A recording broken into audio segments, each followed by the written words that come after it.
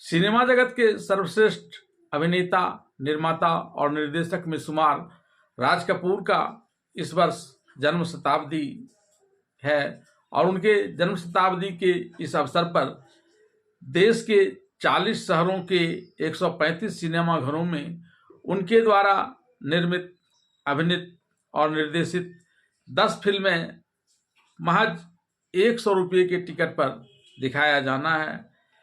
उनके द्वारा अभिनीत, निर्मित और निर्देशित जिन 10 फिल्मों को सिनेमा घरों में दिखाया जाना है, उनमें से कईयों के बारे में आपको मैं पहले ही जानकारी दे चुका हूं।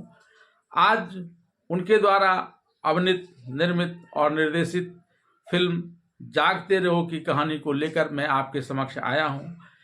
इस फिल्म के जरिए उन्होंने भारतीय समाज के उन सभ्य तबकों पर करारा प्रहार किया है जो दिन के उजाले में अपने चेहरे पर एक मुखौटा लगाए हुए सभ्य बने रहने का नाटक करते हैं, लेकिन रात होते ही उनका यह मुखौटा उतर जाता है और वे उस रात के अंधेरे में अपने बंद कमरे में तरह तरह के अपराधों को अंजाम देते हैं जो हमारे देश को पूरी तरह से खोखला करता चला जा रहा है।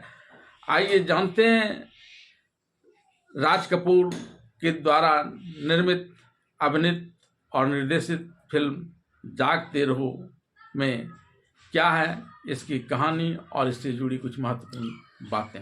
फिल्म जागते रहो 1956 की हिंदी और बंगाली फिल्म है जिसे ख्वाजा अहमद अब्बास ने लिखा है और राज कपूर ने इसका निर्माण और अभिनय किया है।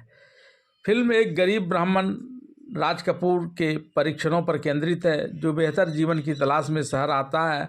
हालांकि भोला भाला आदमी जल्दी ही मध्यम वर्गीय लालच और भ्रष्टाचार के जाल में फंस जाता है। फिल्म के अंतिम दृश्य में नरगिस का कैमियो भी है। बात इस फिल्म की कहानी की जाए तो फिल्म जागते रहो कहाँ में गांव से एक गरीब किसान जिसकी भूमिका राज कपूर ने निभाई है, वह काम की तलाश में एक शहर में आता है। काम के खोज की तलाश में एक बार उसे प्यास लगती है और वह अपनी प्यास बुझाने के लिए पानी की तलाश में एक अपार्टमेंट के परिसर में प्रवेश करता है। इस अपार्टमेंट के निवासी उसे चोर समझते हैं और फिर उसका पीछा करने लगते हैं। वह पकड़े जाने पर अपनी दुर्दशा से बचने के लिए एक फ्लैट से दूसरे फ्लैट में भागता है। रास्ते में वह उन फ्लैटों में कई संदिग्ध उपक्रमों को देखता है जहां वह छिपता है। विडंबना यह है कि ये अपराध शहर के तथाकथित सम्मानित नागरिकों द्वारा किए जा रहे हैं जो दिन में बंद दरवाजों के पीछे अपने रात के कामों के बिल्कुल विपरीत जीवन जीते हैं। वह इन घटनाओं से सदमे में है और इधर मायावी चोर की तलाश में अपार्टमेंट की इमारत में गश्त कर रहे खोजी दल को चकमा देकर वह भागने की कोशिश करता है। दुर्भाग्य से वह देख लिया जाता है और लोग उसे इमारत की छत तक पीछा करते हैं। वह बहादुरी से प्रतिरोध करता है और फिर पानी के पाइप से एक फ्लैट के पोर्च पर उतरता है।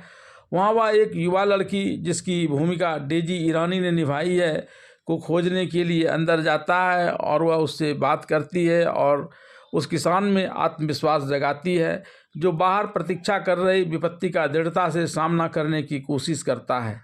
लेकिन जब वह फ्लैट से बाहर निकलता है तो उसे यह देखकर आश्चर्य होता है कि किसी ने उस पर कोई ध्यान ही नहीं दिया। वह अंततः अपार्टमेंट की इस इमारत को छोड़ देता है। हालांकि उसकी प्यास अभी भी नहीं बुझी है। तभी वह एक सुंदर गीत सुनता है और उसकी स्रोत की खोज करता है और यह गीत नरगिस के द्वारा गाई जाती है।